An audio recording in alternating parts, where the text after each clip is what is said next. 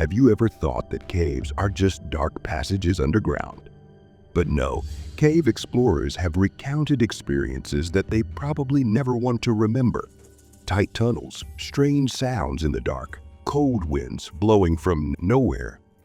In today's video, I'll tell you 4 true horror stories about the scariest cave expeditions ever recorded. Stay until the end, because the last story may make you think twice about exploring the depths of the earth. Story 1. The Cave of Horrors. This happened when I was 15 years old. It was the middle of summer, and both my parents were away on a business trip for 4 days. As an only child, I was home alone. By the second night, I was pretty bored, so I decided to invite my friend Justin over for a sleepover. I called him and he agreed, but since it was getting late, he said it might take a while since he didn't have a car and would have to walk. Fast forward 30 minutes and he was there. We went up to my room and started playing Xbox. This game lasted for probably a couple of hours until Justin sobered up and remembered a cave he'd stumbled upon while walking here. I guess something in the game we were playing reminded him of it. Living in a small mountain town with lots of caves, I had no reason not to trust him. He suggested we explore the cave, and since I was bored with Xbox, 15-year-old me thought it was a good idea and agreed. We searched the house for flashlights and anything else we thought we might need, and headed out. I basically just followed Justin, trusting his lead. Finally, he turned sharply off the road and headed straight into the dense forest.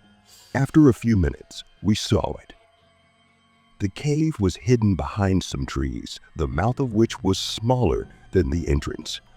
We entered and quickly discovered that other people had been there before. There were plastic bottles, potato chip bags, and other junk from the convenience store. As we walked deeper inside, a foul stench filled our nostrils. Words couldn't describe it. It was that bad. We pulled our jackets over our noses and tried our best to block out the smell.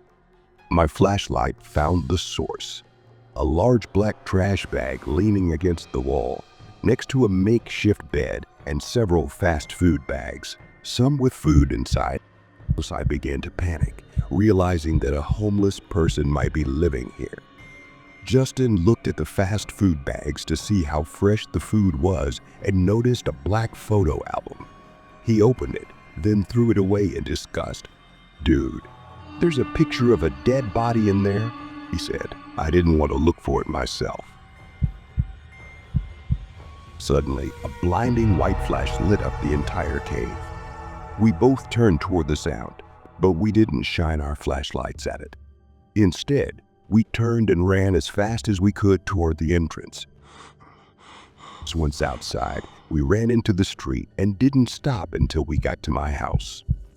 We locked all the doors and windows before discussing what we'd just witnessed. We agreed that someone had to be there with us. The flash couldn't have been anything other than a camera flash. The next morning, we called the police and reported what we'd seen. When they investigated the cave, they found nothing but the plastic bottles, potato chip bags, and junk from the convenience store we'd seen. They didn't find any makeshift beds, black trash bags, photo albums, or most importantly, any people. Nothing happened. The older I get, the more suspicious the whole situation becomes. What was in that black trash bag that smelled so bad? Why was there a graphic photo album? Everyone I spoke to agreed that this wasn't just a story about a homeless person living in a cave. If this horror story has you excited, please like the video and subscribe to our channel for more creepy stories. Your support is important in helping us create and share more horror content that will haunt your dreams. Story 2. The Isolated Cave System. I was 22 when this happened. My friends Miles, Ruben, and I have always been outdoorsy. Ever since we knew each other, we loved being outdoors and doing things that were a little risky. One of those things was caving. One of our favorite places was an isolated cave system, which was basically a giant underground maze of tight spaces and tunnels. The entrance was in a forest just off the main road, about a 10-minute walk from the gravel parking lot where we usually.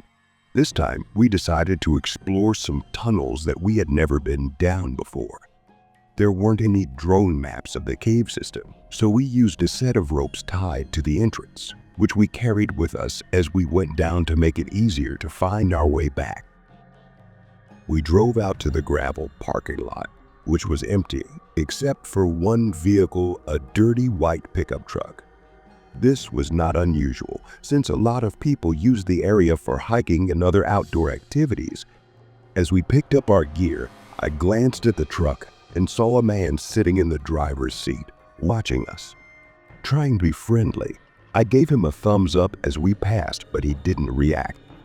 It was strange, but I tried to ignore it. As we continued toward the cave system, I glanced over my left shoulder, thinking I saw something in the trees.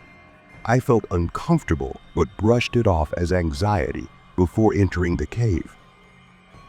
The three of us headed inside, encountering several tight spots that surprised us. Still, we had fun. Eventually, we found a small area with a waterfall. We agreed to take a break and catch our breath. Just as we were about to continue exploring, something happened.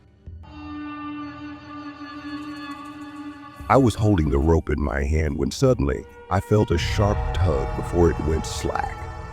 Confused, we all pulled on the rope and our hearts sank. The rope was completely loose, meaning that it had been cut by someone or something. We agreed that the best course of action was to return to the surface, which now seemed almost impossible without a guide. We had to remember the exact route we had taken. In a state of panic, we took several wrong turns. Trying to turn back in the narrow space was not easy, but finally, after what seemed like days, we saw light from the surface. A few minutes later, we surfaced, but we were in a state of tension. We hurriedly packed up our things, constantly looking around for any sign of the person who had cut our rope. As soon as we finished, I saw them, 6 men, including the man from the pickup, standing in the trees, each holding a long knife. Miles and Ruben saw them too. We ran as fast as we could back to our car, not daring to look back. The pickup, now empty, was the only other vehicle in the parking lot. We got in and drove away, never to return. We never found out who those men were or what they wanted. Story 3. Abandoned Mines. When I was 12 or 13, my family moved from a busy city to a house in the middle of nowhere. To give you an idea, the nearest school was about a 25-30 minute drive away. The change was like night and day, and I had only ever lived in the city, so it was a big difference for me. However, I got used to it quickly, mainly because I was young and the move gave me more free space to roam. Shortly after moving, I discovered an old abandoned mine in a forest just a few miles from my house. It had abandoned mining equipment, tracks, caves, and trails, basically a giant playground for kids. The next day at school, I told a few friends about it. Surprisingly, none of them had heard of it before. I wanted to explore it after school, and my friend Jackson agreed to come with me. Back to the end of the school day, and we started walking there. When we got there, we quickly started checking out all the different equipment. It was cool to see. A lot of it was still intact, although rusted and in poor condition. Eventually, Jackson suggested we explore one of the caves. At first, I objected. They were pretty weird, and all we had for light was our phone flashlights, which weren't very bright. But I eventually agreed, as long as we didn't go so deep that we couldn't see the light from the entrance. Cut to about 2 minutes into our walk, and we'd now gone quite a bit. The daylight from the entrance no longer illuminated anything in front of us. I told Jackson we should turn around, and he agreed. We started walking in a single file back to the entrance, Jackson leading and me following. Suddenly, Jackson said, "Oh, who's that?" I looked up but saw nothing. "Dude, I think I just saw someone. Why is there someone else here?" At first, I thought he was trying to scare me, but his tone was too sincere. He explained that he saw a man walking from the left side of the entrance to the right. We stood there, staring at the entrance. Then, a head popped out from around the corner of the cave. Jackson and I instinctively ran to the other side of the cave, hiding against the wall in the darkness. We hoped the guy hadn't seen us. He stood there for a few seconds, then started walking down the cave, laughing horribly. I looked at Jackson. His eyes, the only thing I could see in the darkness, showed that he was as scared as I was. The man continued walking deeper into the cave, holding something in his hand. A pistol. My heart pounded in my ears.